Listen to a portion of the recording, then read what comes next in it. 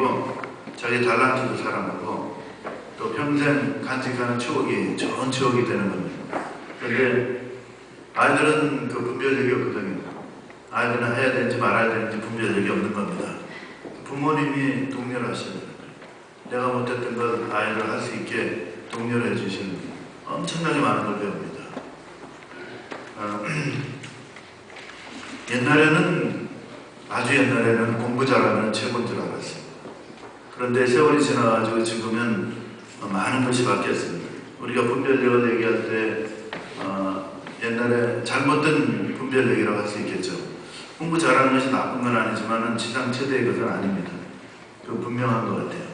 왜냐하면 우리 아이들이 자라나면서 가지고 있는 자기 달란트가 다 다르기 때문에 그렇습니다. 다 다른 그 달란트를 한쪽으로만 초점을 맞춰가지고 강조하니까 문제가 생기는 거죠. 그걸 다양하게 할 수 있는 길을 열어주는 것이 부모가 가져야 되는 그 분별력이라고 생각을 합니다.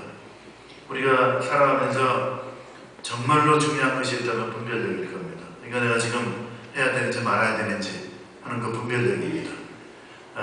솔로몬 왕이 인천 번제를 드렸습니다. 그리고 하나님께서 나타나셔가지고 내가 무엇을 내가 너에게 줄고 했을 때에 지혜를 원한다고 그랬어요. 그 지혜를 원하는 이유가 뭐냐? 나는 아직 나이가 어려서 출입을 알지 못한다고 그랬어요. 출입이라는 것은 들어가고 나오는 것을 알지 못한다는 거예요. 언제 들어가야 되는 것인지 언제 나와야 되는 것인지 모른다는 거예요. 여러분들이 기도해 주시고 참여해 주셔서 호산나 복음화 대성회는 대성회로 끝났습니다. 참 아름답게 마무리가 됐고 얼마나 하나님께 감사한지 모릅니다. 그 복음화 대성회 문을 여는데 시간이 많이 걸렸습니다. 준비하는 시간. 끝나면은 우리 많은 사람들은 이제 끝났으니까 좀 쉬시죠 그러지만 문을 닫는데도 시간이 걸리는 겁니다. 출입이 우리에게 필요한 거죠.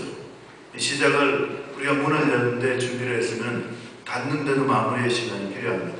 그런 것들이 다 분별력이라고 할 수 있습니다. 아이들에게 내 이것을 지금 충고를 해야 되느냐 말아야 되느냐 하는 것도 분별력입니다. 내가 지금 초상집에 갔는데 어떤 말을 어떻게 해야 되느냐 하는 것도 대단한 분별력이라고 할 수 있을 것입니다. 옛날에는 왕이 신하를 처벌할 때에 중신들을 다 모아놓고 난 다음에 이상한 질문을 했어요. 그 질문에 대한 대답을 해야 되는데 그 대답을 하려고 그러면은 분별력이 있어야 됩니다. 이게 지금 왜 나한테 이걸 물어보냐고 해요. 이 물어보는 이 배경이 뭐냐? 그걸 알지 못하면은 화를 당할 수밖에 없는 겁니다. 그 화를 당하게 하려고 질문을 하는 겁니다. 옛날에는 왕의 측근에 있는 사람이 위세를 떨쳤죠. 왜냐하면 왕의 관심사가 뭔지 알려줄 수 있으니까. 그러면 그 문제를 낸 그 문제에 대한 해답도 알 수 있을 것이다 라는 생각을 많이 했죠. 세상적인 분별력이라고 할 수 있겠죠. 그런 것들은 살아가는 처세에 대한 분별력일 겁니다. 지난 17일에는 말레이시아 항공기가 추락했습니다. 그 추락한 그 내용을 보면은 좀 어이가 없는 그런 부분들이 있는 거예요. 전쟁하는 사람들이 오인해서 미사일을 쏜 것은 분명한데 내가 안 쐈다고 우기면서 기록에 또 이렇게 일설에 의하면은 떨어진 거 보고 미랑미라 이게 전시는 어쩔 수 없어 이렇게 얘기하는 그런 내용도 있고 이런 전쟁을 하는 당사자의 모습은 그런 모습이고 그쪽이 4월달부터 비행을 하지 않는 그런 구역으로 경고를 했고 또 사실상 대부분의 비행기들은 그 항로를 이용하지 않았다는데 이 항로를 이용한 이유가 뭐냐? 직선거리이기 때문에 연료비가 수천 불 절약된다는 겁니다. 수천 불 절약하기 위해서 대형 참사가 일어난 거라 그렇게 말할 수도 있습니다. 그보다 훨씬 창피한 것이 세월호라고 할 수 있죠. 세월호는 수많은 사람들의 인명을 돈 벌기 위해서 희생시킨 사람의 목숨을 아주 뒷전으로 내팽개친 그런 모습이죠. 우리 신앙생활하면서 제대로 된 교회나 단체나 이런 모임에 내가 갈 수 있느냐 어떻게 내가 분별을 하느냐, 그 분별력도 매우 중요한 겁니다. 구원파 같은 그런 이단, 기독교라고 말을 할 수가 없죠. 상상도 할 수 없는 악을 저지르는 단체죠. 어마어마한 불을 쌓았죠. 기독교가 아닙니다. 기독교의 탈을 쓴 이단이죠. 어떻게 합니까? 그런데 들어가면 누가 말해도 모함한다고 얘기를 합니다. 누가 뭐라 그래도 우리를 모함하기 위해서 하는 얘기다, 이렇게 반발을 합니다. 어떻게 분별력을 가질 수 있느냐? 그런데 빠지지 않으려면 우리가 어떻게 분별력을 가질 수 있느냐? 이 분별력이 그래서 참 중요한 겁니다. 우리가 어떤 위기를 극복하는 데에도 분별력이 없으면 제대로 극복할 수가 없습니다.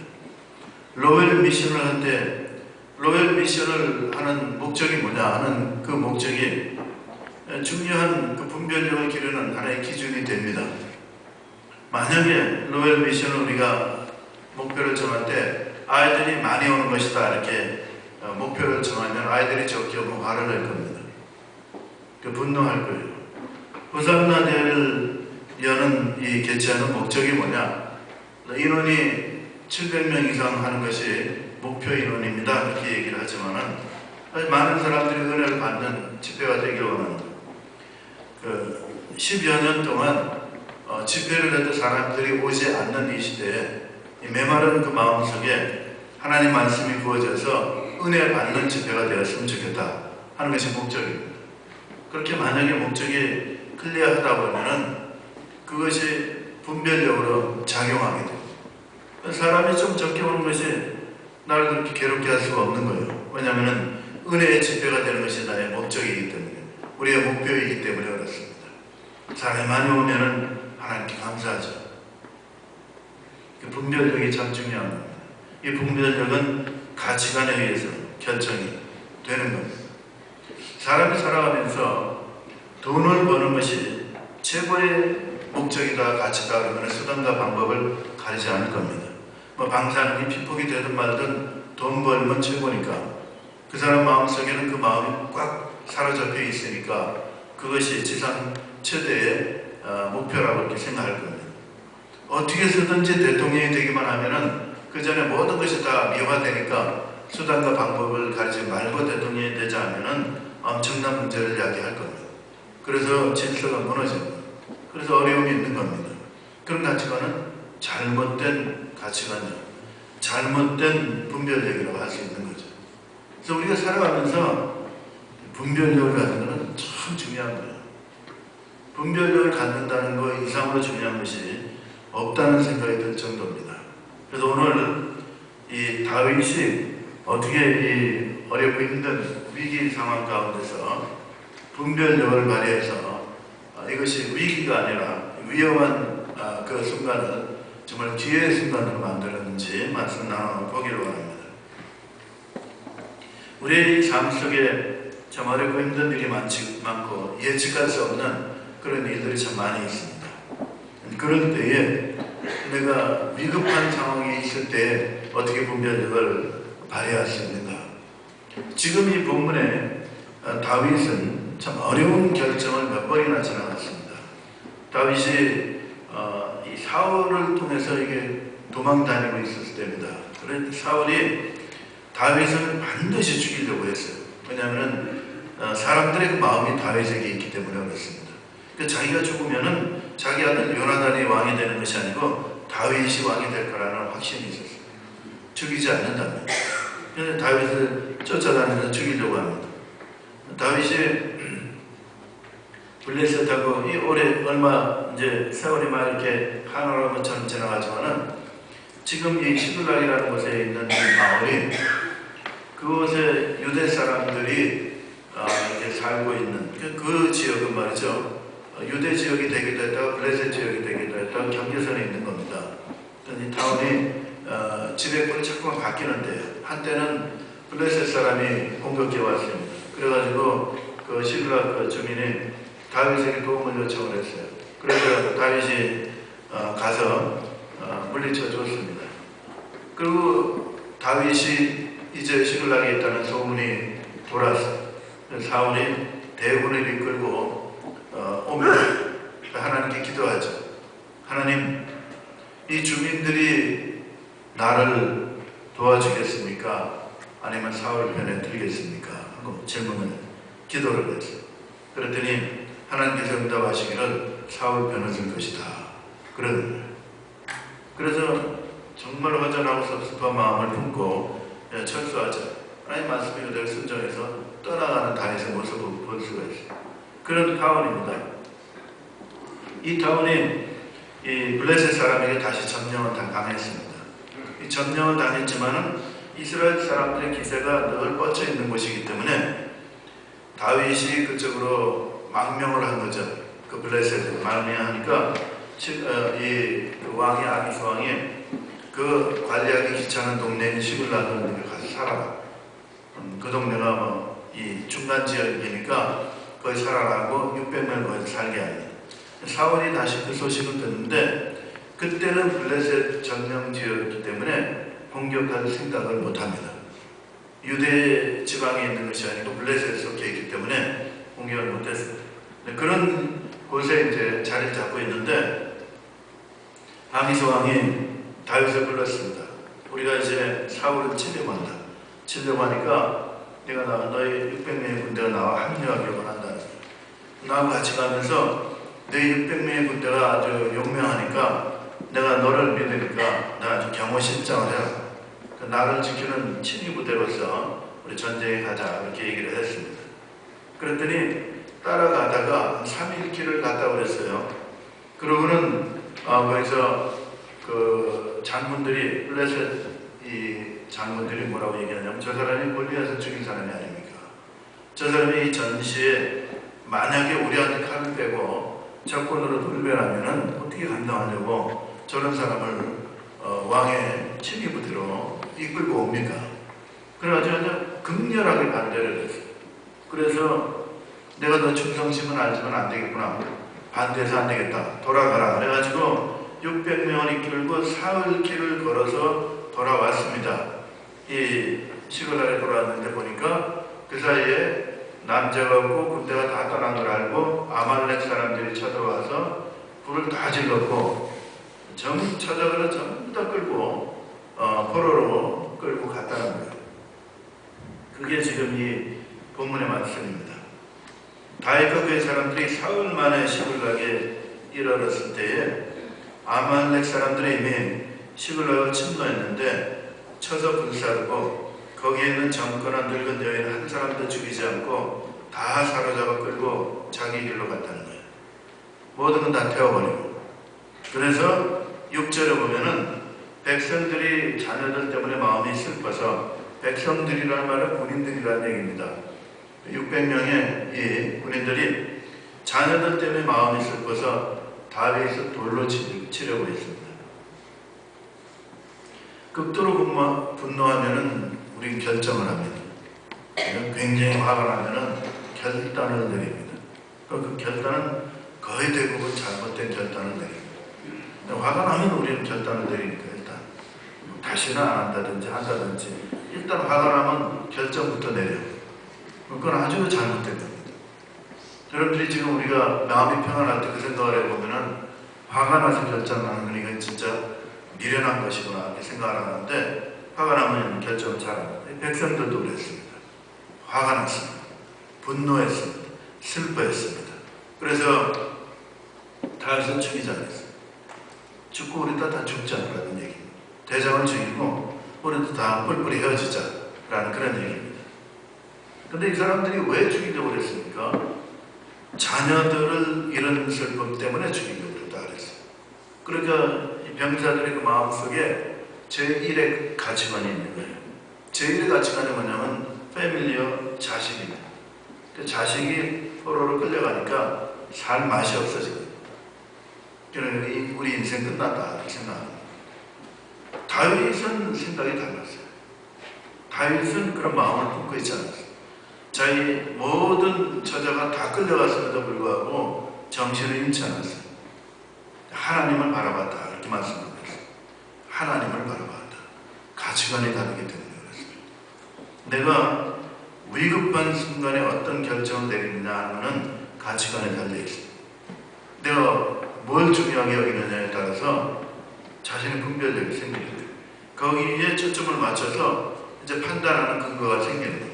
그래서 우리 가치관이 너무나 중요한 거예요. 다윗은 하나님을 바라보고 하나님께서 나에게를 인도하실 것이다 라는 그런 믿음이 있었어요. 그래서 이 본문은 다윗이 난감한 이 상황에서 어떻게 극복하게 되는가. 사실은 이 사건이 다윗이 이제 왕으로 발돋움하는 그런 계기가 되는 사건이 됩니다.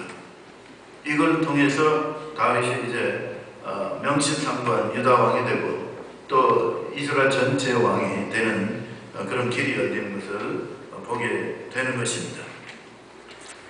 엄청난 이 위기의 순간에 다윗은 분별력을 지혜롭게 사용해서 극복을 했습니다.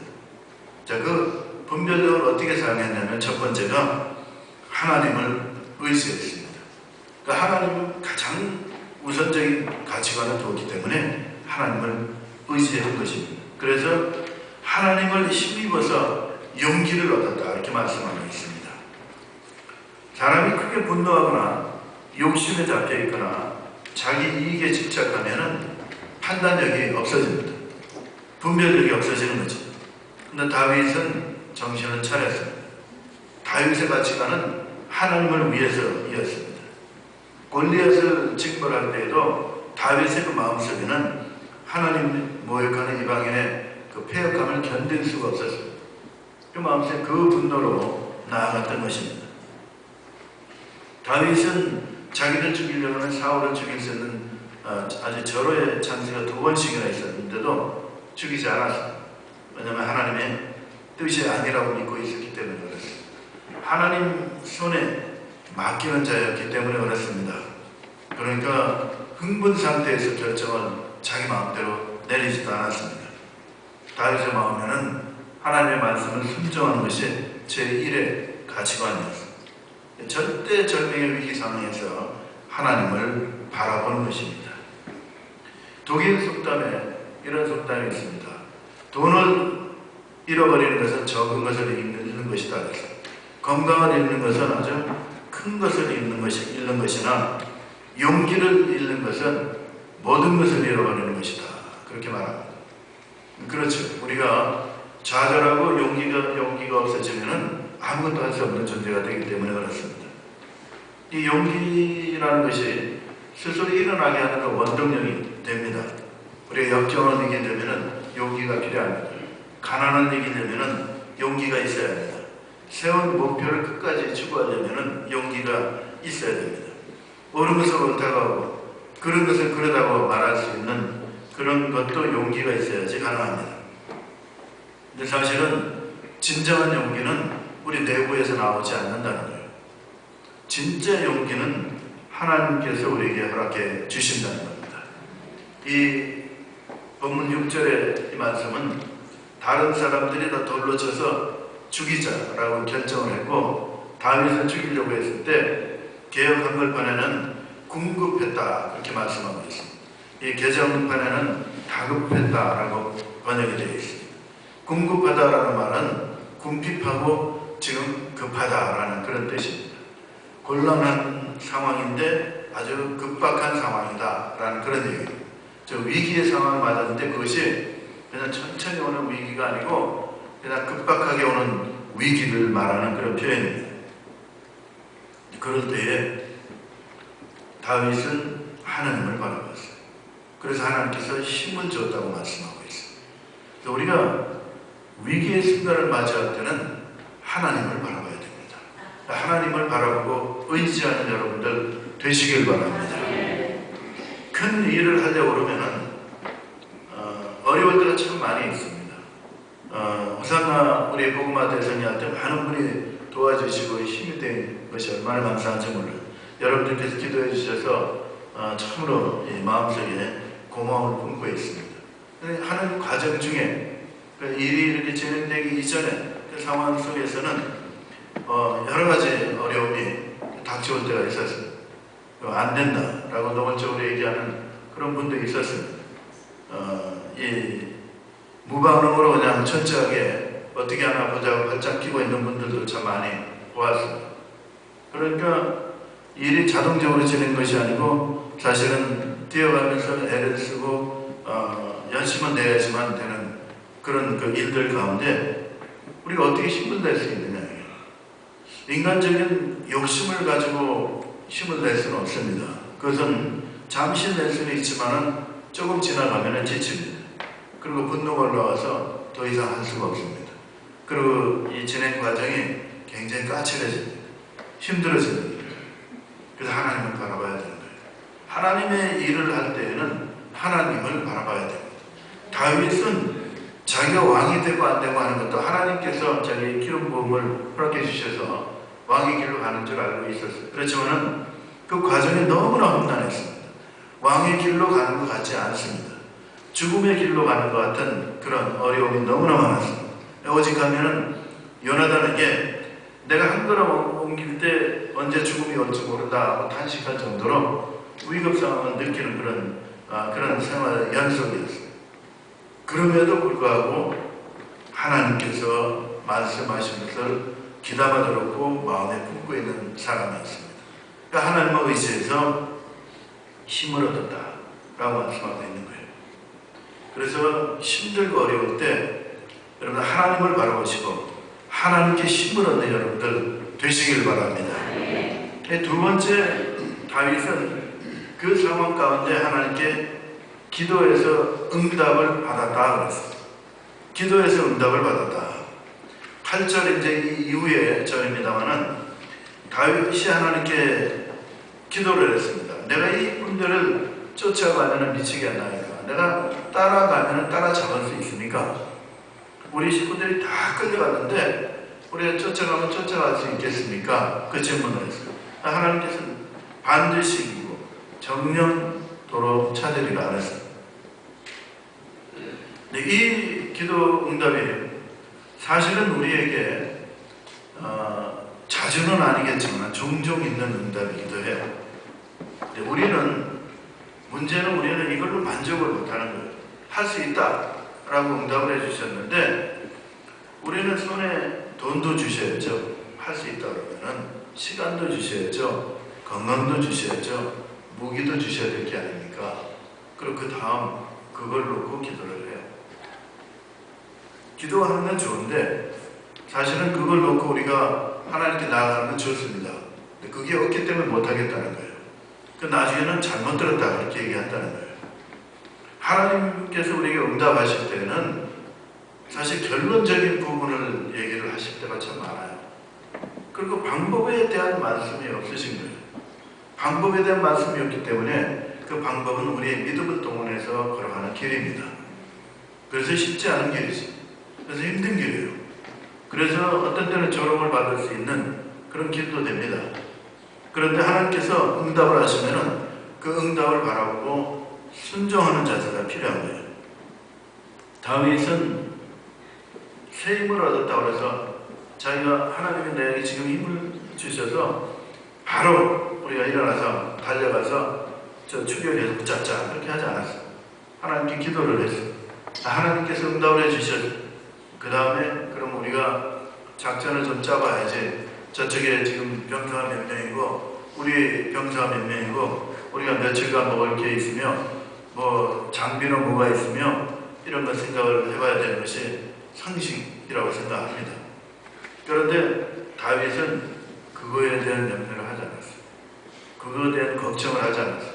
하나님께서 이기게 해주신다면 이기는 걸 믿는 사람이었어요. 그래서 귀한 거죠. 막무가내 같이 끝냅니까? 아니 그렇지 않습니다.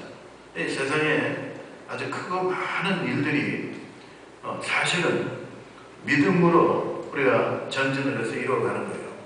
모든 것이 다 계산이 돼가지고 다 준비가 돼가지고 인풋이 있고 아웃풋이 있어서 제대로 나왔다 하는 경우는 드뭅니다. 그런 경우는 별로 없어요. 사실은 보이지 않는 길을 걸어가는 겁니다. 반면에 28장에 보면은 사울 왕은 지금 이 아기스 왕이 말이 군대를 모으고 있다는 소문을 들었어요. 이 블레셋 군대가 우리를 치러 한번 오겠구나. 군대를 모으는 거 보니까. 그렇게 마음의 두려움이 오기 시작을 했어요. 그래서 밤에 변장을 하죠. 변장해가지고 점쟁이한테 가요. 점쟁이한테 가서 어떻게 되겠냐 우리가. 그 점쟁이한테 물어보자. 이게 발각되잖아요. 사울의 모습입니다. 믿음이 없는 사람은 큰 일을 이렇게 만나게 되면은 하나님을 의지 않고 점쟁이를 의지합니다. 손의 증거를 의지하려고 해요. 믿음이 있는 다윗은 그 정반대의 모습을 보여주고 있는 거예요. 지금 물자고 보고 이 군인들이 출정하는데 따라갔다가 600명이나 되는 군인들이 사흘 길을 걸어와서 먹을 게 있겠습니까? 먹을 거 없죠. 집에 가면 먹을 게 있을 테니까. 그 집에 와보니까 모든 게 다 불타고 다 노략질 다 당했습니다. 아무것도 없는 거예요. 그 상태에서 지금 도로 빼앗으러 가야 되는 그런 입장입니다. 그런데 다윗은 믿음으로 그 길을 걸어간 겁니다. 우리가 어려운 일을 만나고 힘든 일을 만날 때는 반드시 하나님을 의지해야 됩니다. 그래야지 정상적인 하나님이 기뻐하시는 분별력이 있게 됩니다. 그 분별력에 따라서 우리가 힘을 얻을 수가 있고 하나님의 지혜로 일을 해나갈 수가 있는 겁니다. 그리고 기도를 하셔야 됩니다. 기도를 하시면은 절대절명의 위기 가운데 기도하시면은 하나님께서 그 마음에 확신을 주시는 게 있습니다. 하나님의 응답이 있다는 얘기죠. 하나님의 그 응답은 아주 단순합니다. 아주 길게 자세하게 방법까지 매뉴얼로 주시는 게 아니고 그냥 한 문장처럼 우리에게 주시는 거예요. 그 말씀을 의지해서 그 다음 매뉴얼은 자신이 만들어가는 거예요. 믿음으로 만들어가는 겁니다. 다윗은 그 길을 걸어가는 사람입니다. 그런 하나님의 응답을 받고 믿음의 발걸음을 옮기는 여러분들 되시길 바랍니다. 이 세 번째 다윗이 하나님을 의지하고 하나님의 믿음에 따라 자비를 베푼 사람이었어요. 이제 9절 10절 쪽에 보면은 다윗과 그에 함께한 600명이요 이제 말씀대로 이제 추격을 하기 시작을 하죠. 그래서 하나님의 인도로 그 굶주린 병사 하나를 만나게 됩니다. 그래서 잘 그에게 상처를 치료하고 먹을 걸 주고 그래서 그 정보를 받게 돼요. 그 달려가다가 부설 시내라는 조그만 강을 만나게 돼요. 거기서 200명이 더 못 가겠다. 죽으면 죽었지 더 못 가겠다. 그래서 낙오를 하게 돼요. 도저히 못 가겠다는 거예요. 지금 400명이 남았어요. 200명이 더 있어도 부족할 판에 200명이 떨어진 겁니다. 그래서 그 사람들은 부설 시냇가에 그냥 머물렀다고 했어요. 400명이 끝까지 추격을 해서 전승의 술에 취해서 자고 있는 적군을 다 물리치게 됩니다. 그리고 그는 모든 잃었던 것을 다 찾아오죠. 그리고 전리품도 챙겨갖고 오게 됩니다. 돌아오는 그 길에 부설 시내가에 있는 200명을 만나게 되죠. 그랬더니 400명 중에 성경에는 비류라고 했습니다. 나쁜 사람이라는 뜻이죠. 나쁜 사람이 이 인간들은 말이죠. 자기 목숨이 아까워서 중도하차한 사람들이라는 거예요. 공격하러 가야 되는데 우리는 뭐 피곤하지 않았냐? 우리는 뭐 지치지 않았냐? 그럼 저들만 지쳤다고 그냥 주저앉아가지고 400명으로 우리가 공격하지 않았느냐? 그러니까 저들한테는 처자만 돌려주고 전리품은 우리가 나눠먹자. 그렇게 얘기를 했습니다. 그때 다윗의 아주 유명한 말이 있죠. 다윗은 이런 고백을 했어요. 사람들을 모아놓고 이렇게 얘기했어요. 나의 형제들아, 하나님께서 우리를 보호하시고 우리를 치러온 그 군대를 우리 손에 붙이셨은즉 그가 우리에게 주신 것을 너희가 이같이 못하리라. 이 얘기는 우리 400명이 승리한 것이 아니에요. 이거는 하나님이 이기게 해주신 거예요. 하나님이 이기게 해주신 것이지 어떻게 너희들이 우리가 이겼다고 이렇게 얘기할 수가 있느냐. 그러니까 전리품들을 다 나눠주고 했죠. 600명이 골고루 나눠주고 했어요. 그러니까 다윗의 마음속에는 승리가 하나님 손에 달려있다 믿고 있는 거예요. 근데 우리의 삶도 그렇습니다. 내가 그래도 괜찮지, 괜찮지 하는 그런 생각을 할 때가 있으면 착각이죠. 내가 그래도 좀 잘나서 할 수 있는 거지. 그런 생각은 착각입니다. 그렇지 않습니다. 내가 신앙생활하고 내가 믿음이 있는 자라면은 우리의 모든 소스가 하나님께로부터 오는 것입니다. 하나님께서 우리에게 허락해 주시는 거예요. 하나님이 상대방의 마음을 조금이라도 기분 나쁘게 만들면은 이루어질 큰 일이 이루어지지 않는 거예요. 부상당한 아말렉의 그 소년 병사가 마음문이 닫혀가지고 얘기를 안 해주면 거꾸로 얘기하면 다른 길로 갈 수밖에 없는 거예요. 아무리 경고하고 아무리 전략이 출중하다 할지라도 한순간에 만나는 그 사람의 마음이 하나가 되지 않으면 이루어질 수 없는 거예요. 그런 일들이 우리에게 너무나 많은 거죠. 다윗은 분별력이 있는 사람이었어요. 어떤 분별력이 있었냐면은 하나님께 향하는 가치관을 가지고 있는 분별력이었어요.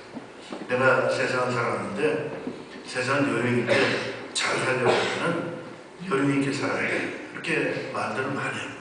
이 요령 있게 사는 것은 오래 가지 못합니다. 그런 명품이 될 수가 없습니다. 그 좋은 제품이 될 수가 없어요. 요령은 결코 좋은 걸 만들지 못해요. 잠시 편한 걸 만들어요. 지금 내가 요령을 좀 피우면은 다른 사람은 좀 고생을 하는데 내가 편하게 살 수 있지. 그리고 그 자랑으로 얘기하는 그런 사람들이 있어요. 여러분들 그건 버려야 됩니다. 누군가가 나에게 우리가 이 비즈니스 하시는 영역에 있는 분들은 누군가가 나에게 뭘 이렇게 맡기면은 내가 가지고 있는 가치관이 있어요. 최상의 것을 내가 만들어서 제공을 해야 돼요. 눈속임을 하려고 하면 안 돼요. 요령을 피우려고 하면 안 됩니다. 오래 갈 수가 없는 거예요. 독일 그 회사들의 조그만 회사들이 명품 기업이 많아요. 좋은 제품을 만드는 회사들이 많아요. 유별나게 많죠. 그래서 공장에 가면은 큰 공장도 아니에요. 세계적인 명성을 가지고 있는 그런 제품들을 만들어내요. 그 사람들의 철학이 세계관이 분명하기 때문에 그래요. 나는 최고의 제품을 만들어서 공헌하겠다는 거예요. 사람들의 삶의 질에 공헌하겠다는 그 마음이 있는 거예요. 그러니까 사기에 칠 생각을 하지 않는 거예요. 불량품이 나오면은 우리 눈에는 구분이 되지 않지만은 좋은 기계로 그걸 검사를 해서 다 버리는 거예요. 철학이 있기 때문에 그래요. 분별력이 있기 때문에요. 또 우리 믿는 사람들은 반드시 그런 철학을, 그런 사고와 방식을, 또 다른 말로 믿음을 가지고 살아가야 될 줄 믿습니다. 다윗이 극한 어려움에 빠졌습니다. 절대 절명의 위기에 빠졌어요. 어떻게 일어납니까? 내 실력으로 일어났습니까? 내 힘으로, 내 용기로 일어났습니까? 그렇지 않습니다. 하나님을 바라봤습니다. 하나님께 두는 내 가치관이 있었습니다. 그래서 그 가운데 분별력이 생겼습니다. 그래서 한 걸음 한 걸음씩 하나님께서 인도하시는 대로 길을 걸어갔습니다. 그래서 다윗은 내 마음에 합한 자다. 그 칭찬을 받은 것입니다. 다윗이 유일하게 내 마음에 합한 자다 라는 칭찬을 받은 사람입니다. 말씀 정리하면 우리의 삶은 항상 위기가 있습니다. 위기라는 말은 위험이라는 말하고 기회라는 말이 같이 합쳐진 말이기도 합니다. 우리의 삶 위협하는 위험은 항상 존재합니다. 또 극복할 수 있는 기회도 항상 존재합니다. 그런데 그때 내가 무엇을 가지고 극복해야 될 것인가? 그 분별력을 가지고 극복을 하는 겁니다. 내가 이 어려움을 어떻게 바라볼 수 있는가? 나의 세계관이 뭔가? 바라볼 수 있는 눈이 뭔가? 그것을 놓고 우리가 기도를 해야 됩니다. 하나님을 바라볼 때에 지혜로운 분별력이 생긴다는 겁니다. 길이 열린다는 거예요. 길이 열린다고 하나님께서는 약속하고 있는 것입니다. 그 위기는 어떤 분이 이런 표현을 했습니다. 절망과 희망과의 만남이고 부정과 긍정의 대결이고 죽음과 생의 싸움이라 하셨습니다. 다윗은 하나님을 의지해서 위기를 극복했습니다. 분별력 있는 지혜를 가지고 극복을 했습니다. 여러분들도 어려울 때에 하나님을 바라보고 분별력을 했습니다. 우리 하나님 주신 은혜, 위기를 극복하는 여러분들 되시기를 주 예수 그리스도의 축원합니다.